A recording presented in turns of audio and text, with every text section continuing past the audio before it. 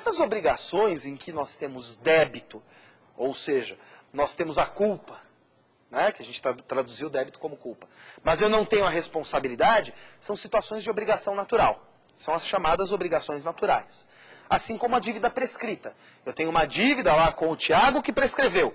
Tiago pode me cobrar dessa dívida? Não, Tiago não pode me cobrar dessa dívida. Mas se eu pago, posso pedir de volta? Não, não posso pedir de volta. É uma obrigação natural.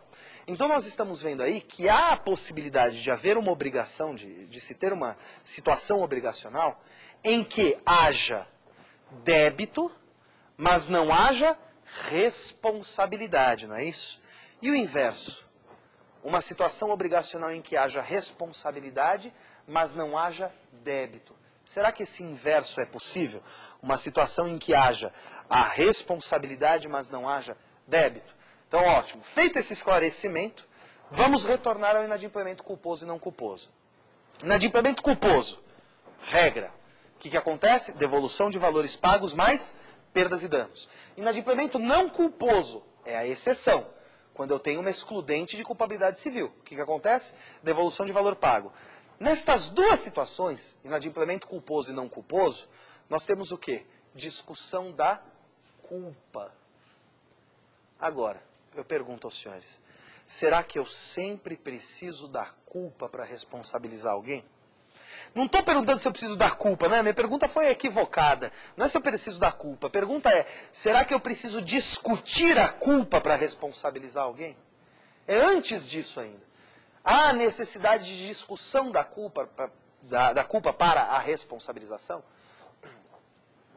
Vamos ver lá o artigo 927 do Código Civil. Pega aí em casa, o artigo 927 do Código Civil, olha lá. Aquele que por ato ilícito causar dano a outrem, fica obrigado a repará-lo. O caput, a cabeça do artigo 927 diz, aquele que por ato ilícito, está falando aí dos artigos 186 e 187, né? Lembrar que 187 é abuso de direito, né?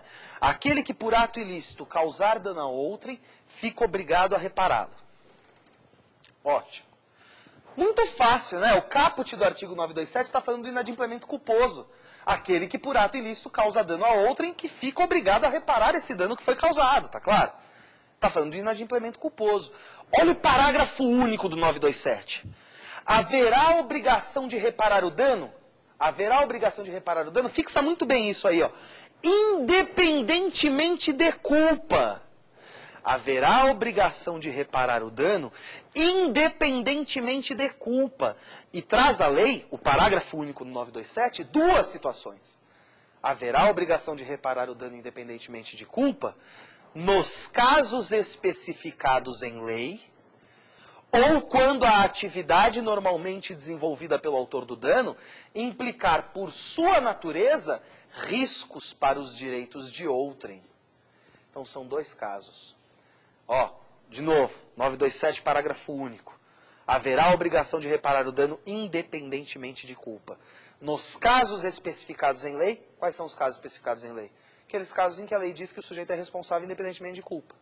Ou quando a atividade normalmente desenvolvida pelo autor do dano implicar por sua natureza riscos para os direitos de outras pessoas, ou de outrem. Casos especificados em lei. Olha, gente, o Joãozinho, muito travesso, Joãozinho, ele foi castigado pela professora. A professora falou, Joãozinho, você vai escrever 100 vezes o seu nome. É castigo isso. O Joãozinho, muito peralta, pegou o compasso dele, que ele acabou de comprar esse ano, né? Que ele foi para o segundo ano na escola, ele comprou um compasso, pegou a ponta de aço do compasso, debruçou no Jaguar do vizinho do pai dele e escreveu no capô do carro o nome dele 100 vezes. E olha que ele tem 4 patronímicos. 4 sobrenomes. E ele escreveu 100 vezes o nome dele no capô do carro do Jaguar do vizinho do pai dele. Ora, o Joãozinho, sem dúvida nenhuma, está gerando danos a alguém. Quem é o responsável? Vamos ver lá o artigo 932 do Código Civil? A lei fala expressamente. São também responsáveis pela reparação civil.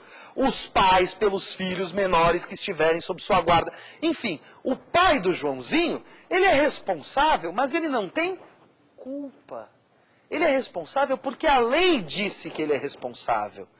Tá claro? E esqueçam essa situação de culpa in vigilando, culpa in eligendo, culpa in não sei o que lá. Não tem culpa in nada. Ou a situação é de responsabilidade ou não é. É só pensar. Imagina a seguinte situação. O sujeito teve um problema médico, né, uma situação de erro médico. E nessa situação de erro médico, o sujeito teve danos irreparáveis. Ficou em coma 6 meses, quase perdeu a vida. Aí eu vou mover uma ação judicial para reparação desse erro médico. Quem que eu vou colocar no polo passivo da demanda? Ora, vou colocar no polo passivo da demanda o médico, vou colocar no polo passivo da demanda o hospital, vou colocar no polo passivo da demanda o plano de saúde. Não vou? Agora, vamos pensar bem aqui. Quem é o senhor nosocômio? O senhor hospital. Aquele senhor que fica andando pelo hospital, abrindo cada sala de cirurgia, vendo se está todo mundo fazendo tudo certo. Existe essa figura? Não. O senhor plano de saúde, aquele sujeito que fica com um helicóptero sobrevoando todos os hospitais da rede credenciada, com uma luneta, olhando tudo que todos os médicos estão fazendo. Isso não existe, gente. Então não tem culpa in vigilando, culpa in eligendo. A situação desses sujeitos é uma situação de responsabilidade, independentemente de culpa. Tá claro? Ela independe da culpa. Por que ele independe da culpa? Porque o Fábio inventou? Não. Porque o 927, parágrafo único, disse que independe da culpa. Só por isso. No caso do hospital, a gente já pode pensar até no Código de Defesa do Consumidor, que trata expressamente a responsabilidade objetiva. Então, quais são estas duas situações do parágrafo único do 927? Vocês viram aí? Inadimplemento culposo, inadimplemento não culposo. Agora vocês vão acrescentar mais duas. Inadimplemento em responsabilidade objetiva e inadimplemento em teoria do risco. Então, é o culposo, o não culposo, responsabilidade objetiva é o terceiro e teoria do risco é o quarto. Culposo, não culposo, responsabilidade objetiva e teoria do risco. É o quarto. Essas últimas duas formas, a responsabilidade objetiva e a teoria do risco, ambas implicam em devolução de valores pagos mais perdas e danos. Ambas implicam em devolução de valores pagos mais perdas e danos. Imagina a situação recente que ocorreu no Brasil. O sujeito estava lá, voando, o avião estava voando. De repente, um outro sujeito resolveu que era muito bacana dar piruetas no ar. Desligou o tal do transponder, o tal do aparelho, foi e se chocou com o outro avião. O avião caiu, matou, se não me falha a memória, 160 pessoas. Os danos são irreparáveis. São danos materiais e, acima de tudo, são danos morais. Acima de tudo. Ótimo. Um familiar de uma das pessoas no avião vai lá, procura seu advogado e fala, olha, eu vou mover uma ação contra quem? Quem é o culpado dessa situação? O culpado dessa situação é o piloto lá do avião que desligou o aparelho que deveria estar funcionando, o tal do transponder, não é? Então, todas as famílias vão mover uma ação contra o piloto do avião? Claro que não. Dificilmente ele vai ter condição de arcar com esse prejuízo enorme. Logo, as famílias certamente não vão ter a indenização que lhes é devida, que é merecida pelas famílias. Então, ele não vai mover a ação contra o piloto do avião, ele vai mover a ação contra quem? Contra a empresa de transporte aéreo. Qual empresa de transporte aéreo? Aquela do avião que desligou o aparelho? Não a outra em que o familiar dele estava. Agora eu pergunto aos senhores, o dono dessa empresa de transporte aéreo que estava na sua casa tomando café ou no seu escritório trabalhando, ele tem culpa disso? Ele não tem culpa nenhuma. Ele nem sabe do que estava acontecendo. Ele não tem culpa, mas ele tem responsabilidade. Ele é responsável, porque ele explora uma atividade que, por sua natureza, gera riscos aos direitos de outrem. Então ele é responsável. Não precisa comprovar a culpa, vocês compreendem? Não precisa discutir a culpa. A situação é de responsabilidade. Por sua vez, o dono dessa empresa que teve de arcar, de arcar com essa indenização, ele vai morrer com prejuízo? Imaginem se vocês nessa situação. Você não tem culpa de nada, mas você que vai pagar. Você que vai arcar com prejuízo. Claro que ele não vai morrer com prejuízo. Ele vai cobrar da empresa de táxi aéreo lá, admitindo que a situação, que o que ocorreu foi exatamente isso, né? Que pode não ter sido, mas admitindo que o que ocorreu foi exatamente isso, ele vai contra a empresa de táxi aéreo por responsabilidade objetiva. Olha o 932, inciso 3.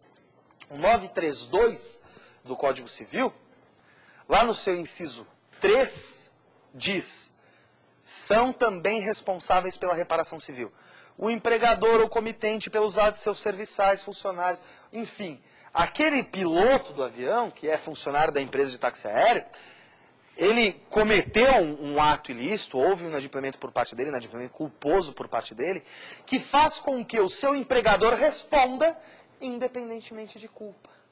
Diz o 9323, que ele também é responsável pela reparação civil.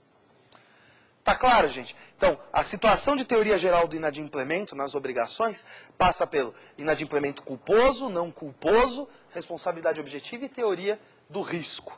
Culposo e não culposo, situação está aí no 927, né? Combinado com 186 e 187 do Código Civil.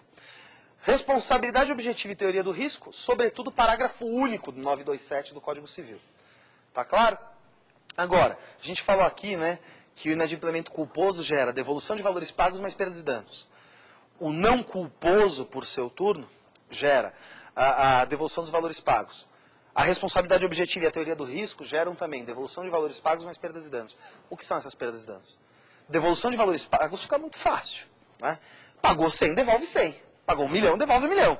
E as perdas e danos? Olha, as perdas e danos abrangem o dano emergente, o lucro cessante, a perda de uma chance e o dano moral.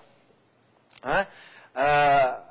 Estou destacando o dano moral aí apenas para fins didáticos, porque é óbvio que o dano moral é um dano que emerge. Né? Pode haver protração no tempo, mas é um dano emergente. Tá? Só por questão didática. A perda de uma chance também está sendo destacada por questão didática. Então, primeiro, dano emergente. O que é esse dano emergente? Ora, o dano emergente é o dano que emerge do fato. Ocorrido o fato, houve um dano, esse é o dano que emerge. Lembra lá do caso do José que bateu na traseira do João? Do carro do João? O João estava parado, aguardando o trânsito fluir, porque o farol estava fechado. O José veio e bateu na traseira do carro do João. Ora, dano emergente, ele vai ter de consertar o carro. Esse é o dano que emerge. Tem lucro cessante? E aí tomem muito cuidado. Lucro cessante e perda de uma chance. Tá? A perda de uma chance não se confunde com o lucro cessante. Tá? O lucro cessante é o lucro certo que cessa, lucro certo que cessa por força do ato lesivo. Isso é o lucro cessante. A perda de uma chance é a oportunidade perdida, a chance perdida. É diferente, portanto, do lucro cessante. O lucro cessante era certo, a perda da chance não. Então, se esse taxista, né, que ele bateu atrás do carro lá, está lá parado o carro do taxista, esperando no farol fechado, vem alguém e bate na traseira dele. Se esse taxista, toda semana, levasse a Dona Maria de um ponto da cidade até outro para ver a filha dela, e voltasse, isso é um lucro que cessa, porque é certo, ainda que o contrato seja verbal. Tá claro? Agora, se ele aleatoriamente pega as pessoas aí que dão sinal para ele na rua, e ele para e leva a pessoa onde a pessoa quer, isto não é lucro cessante, isto é perda de chance. É perda de uma chance, porque não é lucro certo.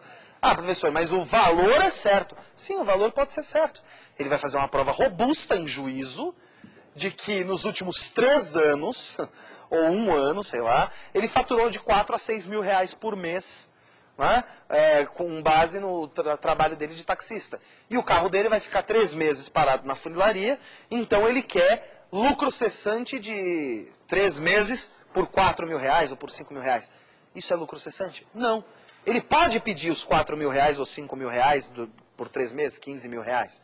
Só que ele vai pedir isso a título de perda de uma chance, a menos que os contratos dele fossem todos firmados e o lucro fosse certo. E o dano moral?